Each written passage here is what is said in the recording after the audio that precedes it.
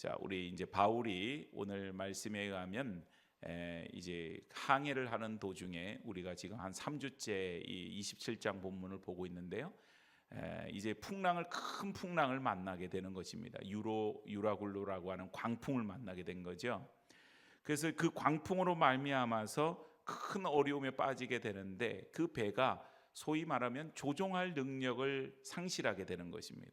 그렇게 되니까 이 바람에 따라서 풍랑에 따라서 이 파도에 따라서 이 배가 아주 그냥 거침없이 이렇게 흔들리는데 언제 뒤집혀질지, 그래서 그 안에 있는 사람이 어떻게 될지 한시도 마음을 놓을 수 없는 지금 그런 순간이었다. 오늘 이렇게 나중에 보니까 바울이 음식 먹기를 권하잖아요. 그러면서 하는 말이 여기가 지금 먹지도 않고 기다리며 먹지 못하고 줄인 지가 오늘까지 열 나흘째다.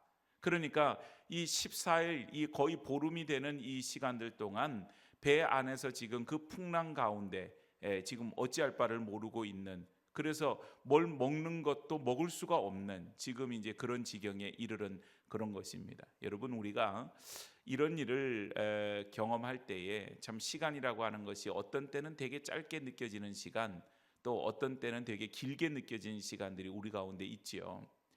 식구들을 만나는 시간, 오래간만에 명절을 보내고 휴일을 보내는 시간은 금방 지나가는 것 같습니다. 굉장히 짧아요.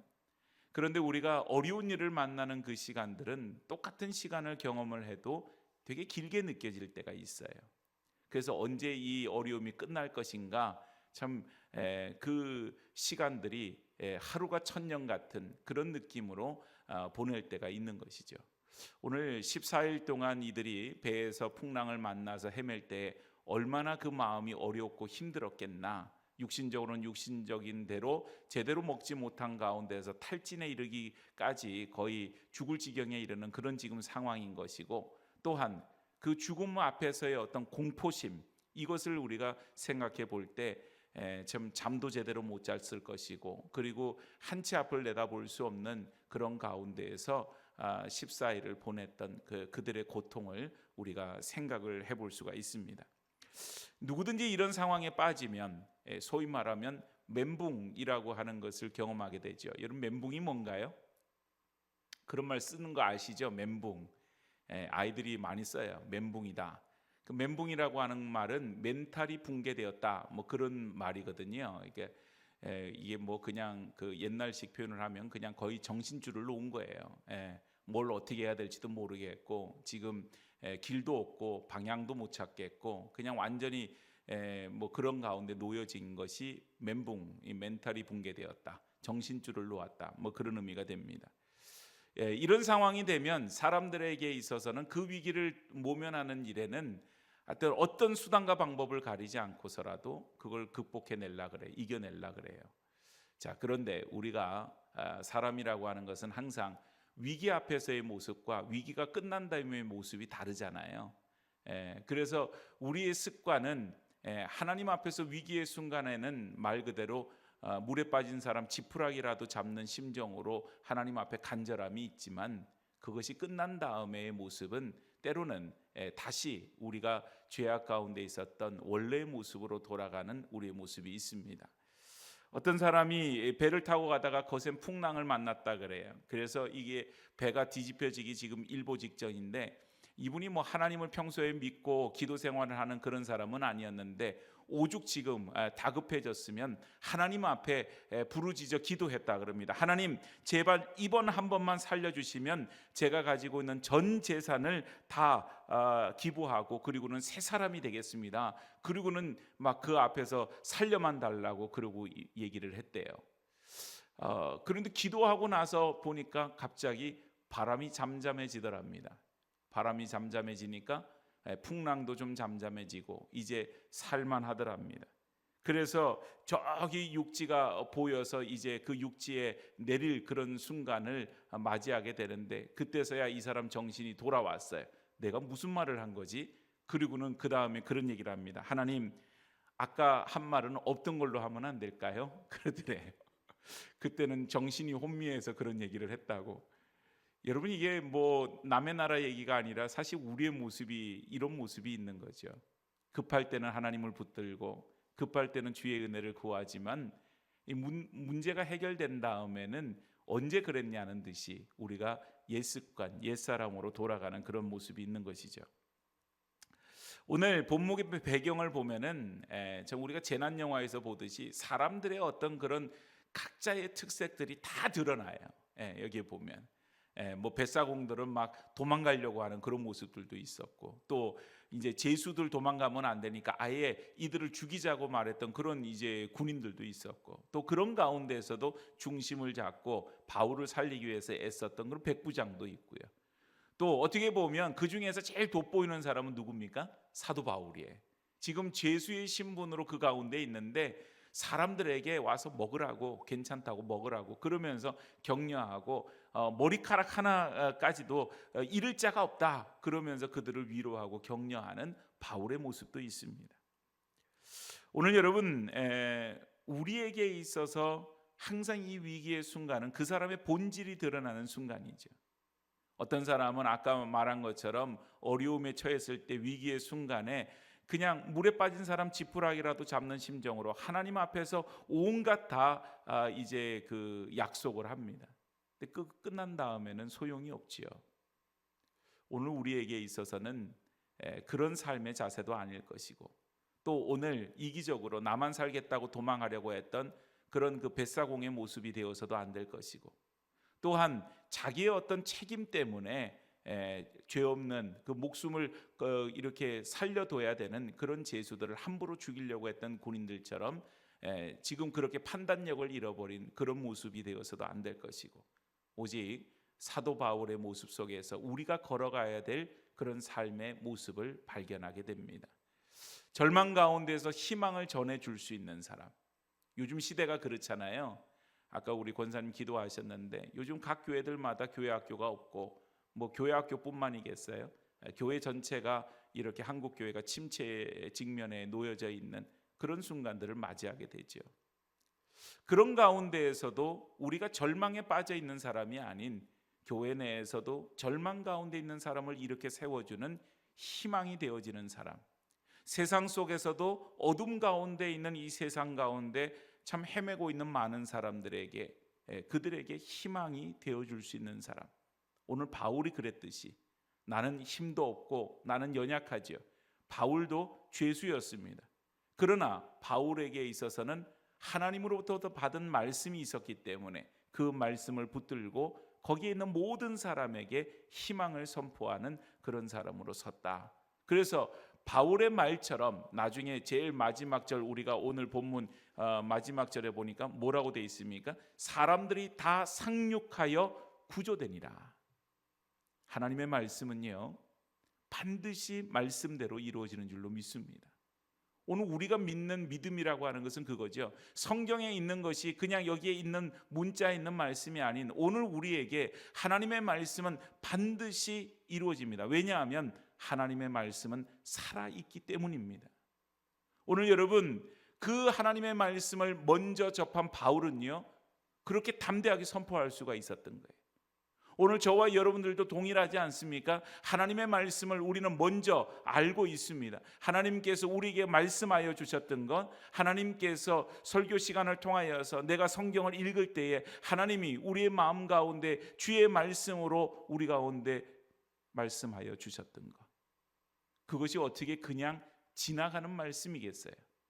말씀하셨던 것은 반드시 이루어진다. 자, 우리 한번 따라하겠습니다. 하나님의 말씀은 반드시 이루어진다. 우리가 옛날에 월드컵 때 구호가 뭐였어요? 꿈은 반드시 이루어진다. 앞에 별 탁 해가지고, 그리고는 막 그냥 응원을 하고 막 그랬잖아요. 16강도 못 올라가는 우리나라가 어떻게 4강을 가겠냐. 그런데 꿈은 이루어진다 그러면서 온 국민이 성원하게 될 때 참 기적적으로 4강까지 올라갔던 그런 역사가 있었지요. 오늘 여러분, 그것은 어떻게 보면 염원이고 바람일 수 있어요. 꿈이 이루어진다라고 하는 것은. 그러나 하나님의 말씀은 반드시 이루어진다고 하는 것은 하나의 염원이나 꿈이 아닌, 그것은 반드시 이루어지는 진리에 이르는 것입니다.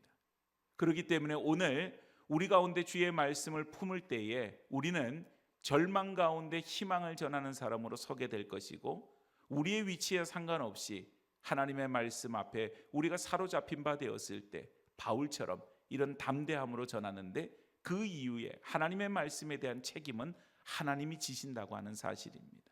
오늘 바울의 여러 가지 일들을 살펴보고 또 오늘 말씀을 살펴보면서 이 절망의 세대에 우리가 어떤 삶을 살아야 되고 어떤 자세를 가져야 될지를 말씀 가운데 함께 나눌 수 있기를 바랍니다.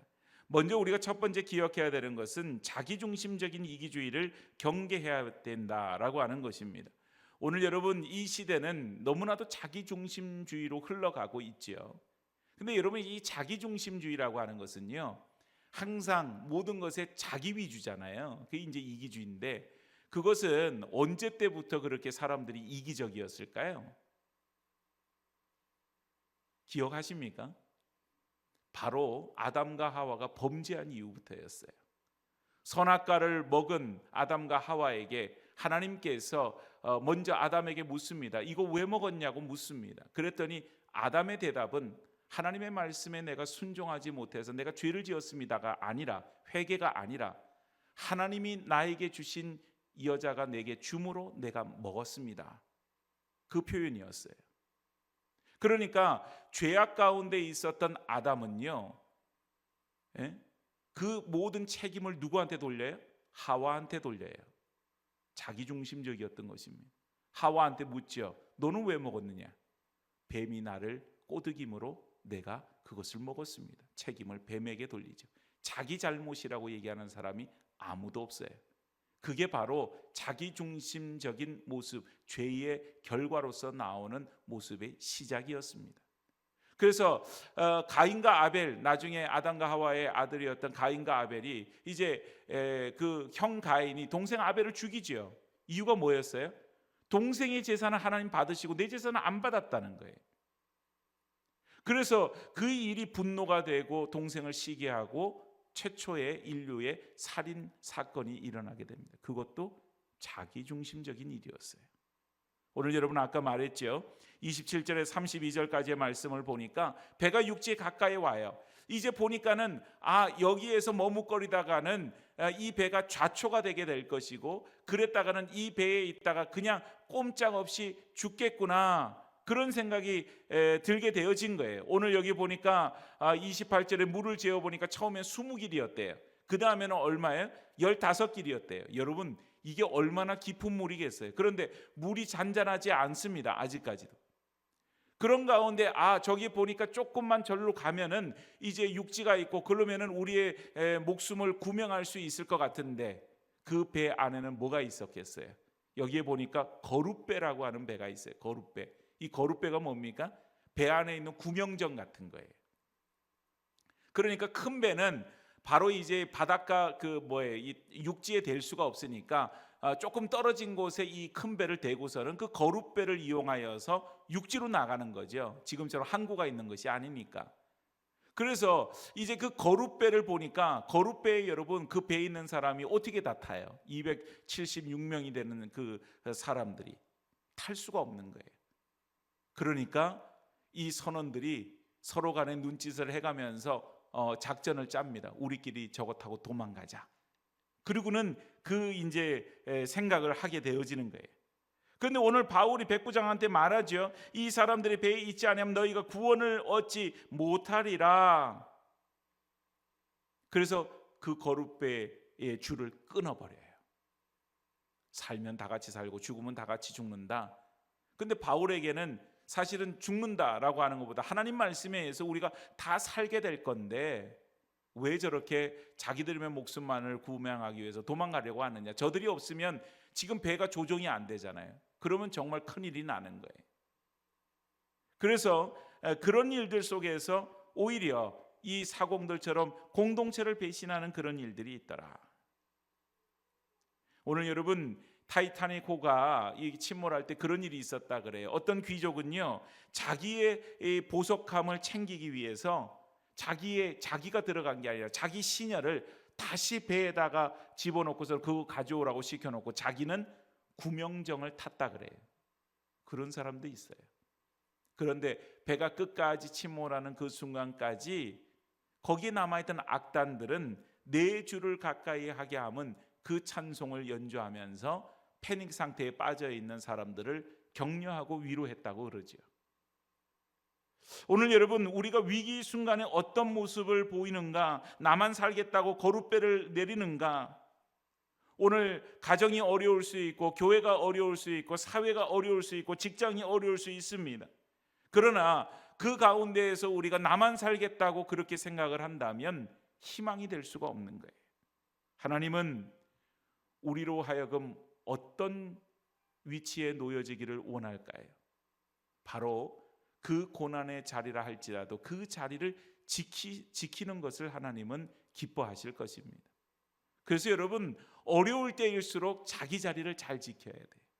예배의 자리, 그 자리를 지킬 수 있어야 됩니다. 섬기고 봉사하는 자리를 지킬 수 있어야 돼요.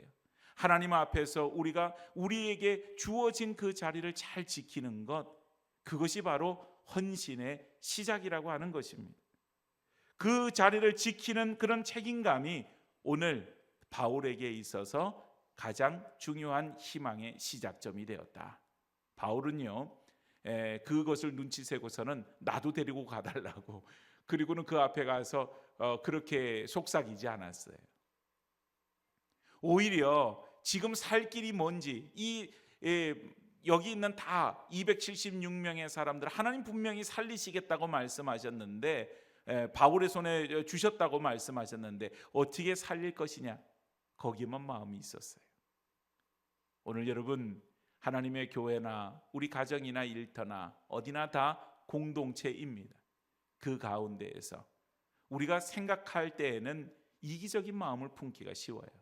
그런데 우리의 이기적인 마음을 내려놓을 때, 그때에 하나님께서 그 가운데 역사하여 주실 줄로 믿습니다. 두 번째는 하나님의 약속을 신뢰하고 위로를 전하죠. 오늘 33절 36절에 바울은 그들을 위로하고 격려합니다. 음식을 먹으라고 막 그렇게 권하죠. 그러면서 하는 얘기가 너희 중에 머리카락 하나도 잃을 자가 없으리라.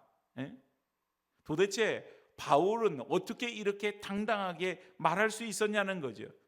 바울은 지금 앞으로 어떤 일이 있을지 훤히 다 알고 있는 것입니까? 그런 게 아니잖아요. 그런데 바울에게 있어서는 오늘 우리가 읽지 않았지만 24절 말씀을 바울은 기억하고 있어요. 24절 말씀을 여러분 성경을 한번 보십시오. 24절에 뭐라고 합니까? 바울아, 두려워하지 말라. 내가 가이사 앞에 서야 하겠고 또 하나님께서 너와 함께 항해하는 자들을 다 내게 주셨다 하였으니. 오늘 여러분, 이 약속의 말씀은 변하지 않는 말씀 아니에요?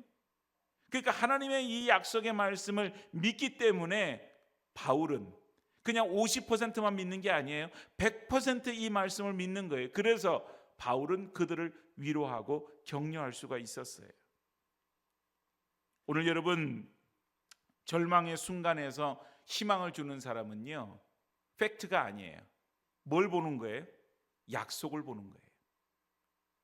그냥 환경만을 보고 지금 사실만을 보면 바울인들 왜 낙심이 안 되겠냐고요. 여러분, 눈으로 보는 것은 다 똑같지 않겠어요? 풍랑이는 지금 이 유라굴로라고 하는 광풍이 막 부는 것을 지금 뱃사공들만 보고 바울은 못 보고 있는 것입니까? 아니에요. 다 똑같이 보는 거예요. 그런데 바울에게서는 눈에 보이는 그 일들보다 우선되는 것이 있습니다. 그게 뭐예요? 하나님의 약속의 말씀이었어요. 오늘 여러분, 하나님의 약속의 말씀은 어떤 의미입니까? 하나님의 말씀이 살아계신다고 한다면 하나님도 살아서 역사하여 주시는 분인 줄로 압니다. 오늘 여러분, 우리에게는 그 믿음이 필요한 것이죠. 그렇기 때문에 오늘 낙심한 이웃이 있을 때, 또 사람들이 다 절망 가운데서 이제는 다 끝났다고 그러고 포기하고 낙심할 때, 우리는 바울처럼 얘기할 수 있어야 돼요. 하나님은 당신을 포기하지 않으셨습니다. 한번 따라할까요? 하나님은 나를 포기하지 않으셨습니다. 하나님이 포기하지 않으시는데 왜 내가 포기할 수 있어요? 어떻게 포기할 수 있어요? 하나님이 우리 교회를 만약에 포기하셨더라면 우리 교회는 소망이 없지요. 그러나 하나님께서 우리 교회를 붙들고 계시고 우리의 한 사람 한 사람을 붙들고 계시고 하나님이 우리의 가정을 붙들고 계시고 우리의 자녀들을 붙들고 계시는데 우리는 때로는 머리를 저을 때가 있어요. 마치 소망이 없는 것처럼. 여러분, 우리가 하나님의 자리를 대신할 수 있습니까? 오늘 바울은요, 그 절망의 순간에서도 하나님의 그 메시지를 그는 100% 믿었어요. 그렇기 때문에 그는 얘기할 수 있어요. 머리카락 하나라도 잃을 자가 없으리라. 어떻게 그렇게 담대할 수 있어요? 말씀이 그를 사로잡았기 때문입니다. 오늘 성도가 하나님의 말씀을 붙들지 않으면 자꾸 사실을 붙들게 돼요. 팩트를 붙들어요. 그 말은 눈에 보여지는 것만 붙드는 거예요. 눈에 보여져. 오늘날 현실이 이렇고 뭐가 어떻고. 여러분, 세상에 핑계가 없는 것은 아무것도 없어요. 조건으로 보면 다 그게 핑계거리가 돼요. 그런데 우리가 믿는 것은 하나님이지 우리가 믿는 것은 조건이 아니지요. 세상 조건과 환경이 어떻게 되었든 하나님을 믿고 하나님을 의지하고 그 믿음으로 담대히 살아가게 될 때, 그 약속을 신뢰하며 나아가게 될 때 하나님이 일하시고 역사하시는, 그래서 오늘 그 말씀이 그대로 이루어지는 것을 바울이 본 것처럼 우리도 하나님의 약속의 말씀이 우리 가운데 이루어지는 놀라운 역사를 경험하게 되어질 줄로 믿습니다. 자, 오늘 그리고 37절부터 끝절까지를 쭉 보니까 이제 긴박한 탈출 장면을 막 설명하고 있어요. 그런데 이제 배는 부딪혀서 암초에 부딪혀서 가라앉고 있지요. 그리고 나서 이제 죄수들을 막 군인들이 막 죽이려 그러죠. 백부장은 바울을 살리려고 그 앞을 가로막고서는 하는 얘기가, 수영할 줄 아는 사람은 빨리 헤엄쳐서 저기를 건너가고 그러지 못하는 사람은 어떻게 해요? 배에서 떨어진 여러 널빤지나 물건이나 이거 붙들고서는 그냥 발로 이렇게 막 져서 그리고는 이제 땅 그 육지로 향해서 가도록 그렇게 이야기를 합니다. 그리고는 마침내 오늘 보면 마지막처럼 다 상륙하여 어떻게 해요? 구조되니라. 다 상륙하여 276명이 다 상륙하여 구조가 되었다. 한 사람도 나고자가 없었다는 거예요. 그런데 여기서 재미난 거는 하나님께서 그 배를 탁 들어가지고 쫙 옮겨서 땅에다가 탁 갖다 놓은 게 아니라는 사실입니다. 하나님 능력이 없어서일까요? 아니에요. 하나님 그러실 수 있어요. 그런데 하나님께서는 그렇게 하지 않으셨어요. 그들로 하여금 그들의 몫을 하도록 합니다. 헤엄을 칠 줄 아는 자는 헤엄을 치도록 하고 부서진 널빤지를 죽기 살기로 붙잡아서 그 길을 걸어가도록 그렇게 합니다. 오늘 여러분, 우리가 살아가는 모든 일들 속에서 하나님의 약속의 말씀을 믿지만 하나님의 약속의 말씀은 우리가 아무것도 하지 않은 채 그냥 들어서 옮겨주시는 그런 하나님의 역사가 일어나지 않아요. 최선을 다해서 주의 명령을 감당하기 위해서 순종함으로 발버둥을 치고 그 일을 위해서 힘차게 그 일을 달려가야 한다고 하는 것입니다. 어느 마을에 홍수가 들었어요. 그래서 이제 다 이렇게 홍수가 들어서 집이 막 잠기고 난리가 났는데 사람들이 다 살려달라고 지붕 위로 올라갔는데요. 어떤 노인 한 분이 대단한 믿음을 갖고 있는 거예요. 하나님께서 나를 구원해 주실 거야. 하나님께서 구원해 주실 거야. 그 믿음을 가지고 있었대요. 그래서 조금 있다 보니까 보트가 한 대 와요. 그래서 할아버지 빨리 보트에 타세요. 그랬더니 이 할아버지가 고개를 저어요. 아니야, 하나님이 나를 구원해 주실 거야. 그리고 보트는 할 수 없이 돌아갔다 그래. 조금 있다가 헬리콥터가 와서는 이제 사다리를 내리면서 빨리 이 사다리에 오르라고 그렇게 또 이렇게 얘기를 합니다. 그랬더니 또 이번에도 그 노인은 얘기합니다. 아니야, 하나님께서 구원해 주실 거야. 점점 물은 차오르고 드디어 이 할아버지는 물에 빠져서 죽게 되었어요. 그래서 죽어서 천국에 갔대요. 천국에 가서 하나님 앞에 가서 따졌어요. 하나님, 왜 나를 살려주시지 않았어요? 하나님이 안타깝게 말씀하셨대. 예, 내가 너를 위해서 보트도 보내고 헬리콥터도 보냈는데 네가 안 탔잖아. 그렇게 말씀하시더래. 오늘 여러분, 우리가 바울을 보면요, 하나님의 약속의 말씀을 믿었죠. 그리고 바울에게는 아마 그들을 향한 기도도 있을 겁니다. 그런데 가만히 있지 않았어요.